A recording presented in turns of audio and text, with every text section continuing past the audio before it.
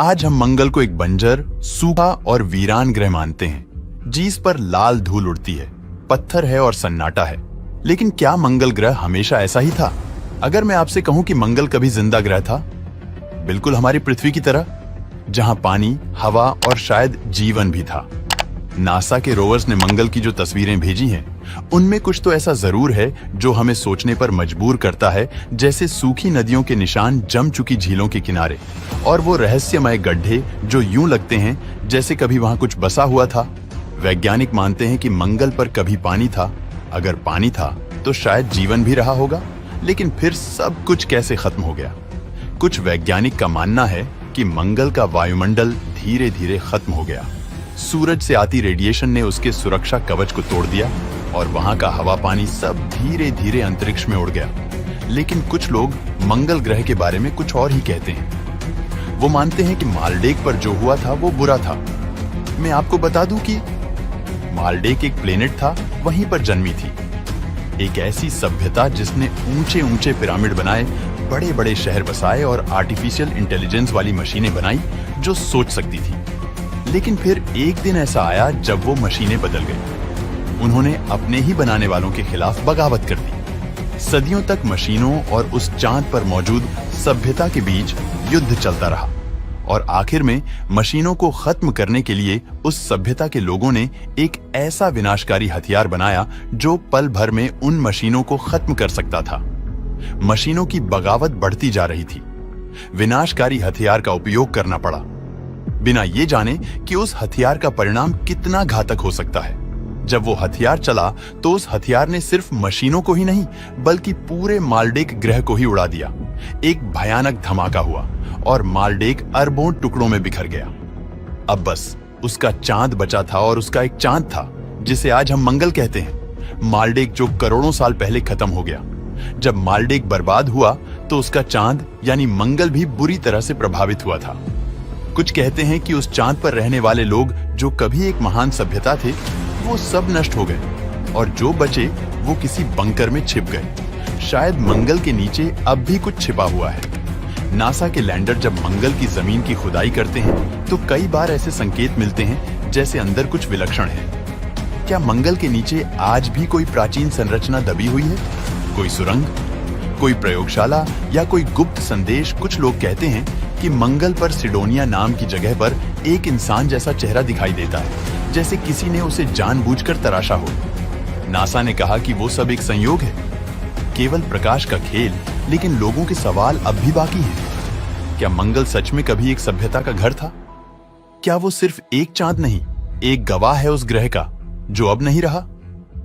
मंगल एक समय जिंदा था, लेकिन अब वो चुप है। लेकिन क्या ये सब सच में हुआ था, या ये सिर्फ एक कल्पना है? इस सवाल का जवाब ढूंढने के लिए हमें जाना होगा। करोड़ों साल पहले जब सूरज बना तो उसके आसपास बची धूल और गैस के छोटे छोटे टुकड़े आपस में चिपकते गए, और धीरे धीरे वह टुकड़े बड़े होते गए, और आखिर में उन्होंने ग्रहों का रूप ले लिया। सुनने में तो यह बिल्कुल ठीक लगता है, लेकिन कुछ वैज्ञानिक को इसमें बहुत से सवाल नजर आते हैं।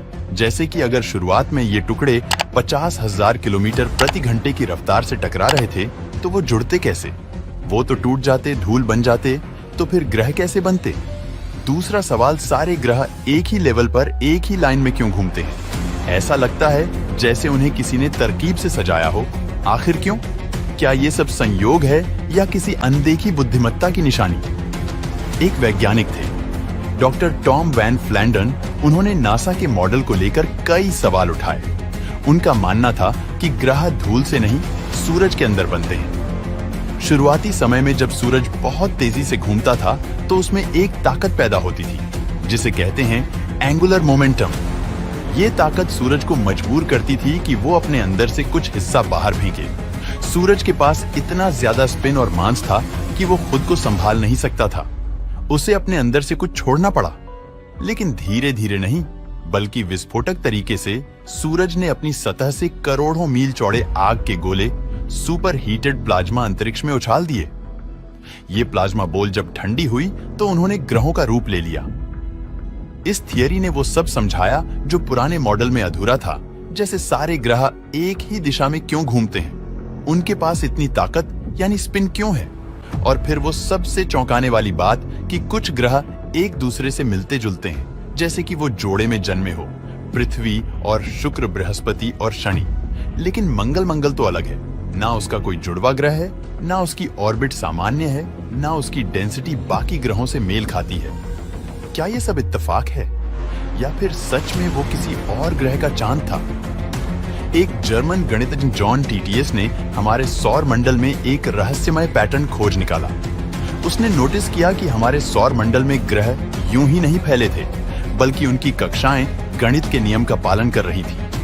ये नियम कुछ इस तरह से था कि सूरज से 0.4 एस्ट्रोनॉमिकल यूनिट की दूरी से शुरू करो, फिर हर अगले ग्रह के लिए उस दूरी को डबल करते जाओ, और यह सीक्वेंस बिल्कुल सटीक ढंग से इन ग्रहों की कक्षा बताता है, जैसे बुध, शुक्र, पृथ्वी, मंगल, बृहस्पति और शनि। फिर एक और जर्मन खगोल शास्त्री जॉन बोर्ड ने इस फॉर्मूला को प्रकाशित किया, जिसे बोर्ड्स लॉ के नाम से जाना जाने लगा। और आश्चर्य की बात यह थी कि यह नियम उस समय के ज्ञात 6 ग्रहों की कक्षाओं को बिल्कुल सटीक बताता था। साल 1781 में यूरेनस को खोजा गया, और वो भी ठीक उसी जगह पर जहां बोर्ड्स लॉ ने बताया था, जबकि ये फॉर्मूला तब बना था जब यूरेनस की खोज भी नहीं हुई थी। अब लोग इस फॉर्मूले को लेकर गंभीर होने लगे थे। तो अब सवाल ये था कि मंगल और बृहस्पति के बीच का गायब ग्रह कहां है? क्योंकि इस फॉर्मूला ने एक और भविष्यवाणी की थी कि मंगल और बृहस्पति के बीच ठीक 2.8 एस्ट्रोनॉमिकल यूनिट की दूरी पर एक और ग्रह होना चाहिए था, और वह भी एक बड़ा ग्रह खगोलविदों ने खोज शुरू कर दी। और साल 1801 में कुछ ऐसा देखा। दरअसल 2.77 एस्ट्रोनॉमिकल यूनिट पर एक छोटा सा पिंड जो बिल्कुल उसी जगह पर था जहां बोर्ड्स लॉ कहता था कि यहाँ एक ग्रह होना चाहिए, लेकिन सीरियस बहुत छोटा था, सिर्फ 600 मील का डायमीटर बोर्ड्स लॉ के अनुसार। तो वहां पर एक बहुत बड़ा ग्रह होना चाहिए था।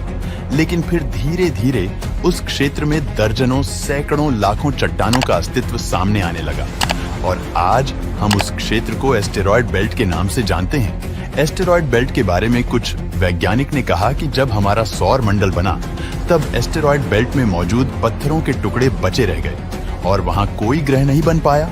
लेकिन क्या ये वास्तव में सच है? क्योंकि एक और जर्मन खगोल शास्त्री विल्हेल्म उल्बर्स ने एक और थ्योरी दी। उन्होंने कहा कि मंगल और बृहस्पति ग्रह के बीच जहां आज एस्टेरॉयड बेल्ट मौजूद है, वहां कभी कोई ग्रह रहा होगा जो बाद में किसी घटना के कारण छोटे छोटे पत्थरों में टूटकर बिखर गया। लेकिन एक सवाल था जो इस थ्योरी पर सवाल खड़े करता कि आखिर उस एस्टेरॉयड बेल्ट में तो पूरे ग्रह जितना मास ही नहीं है।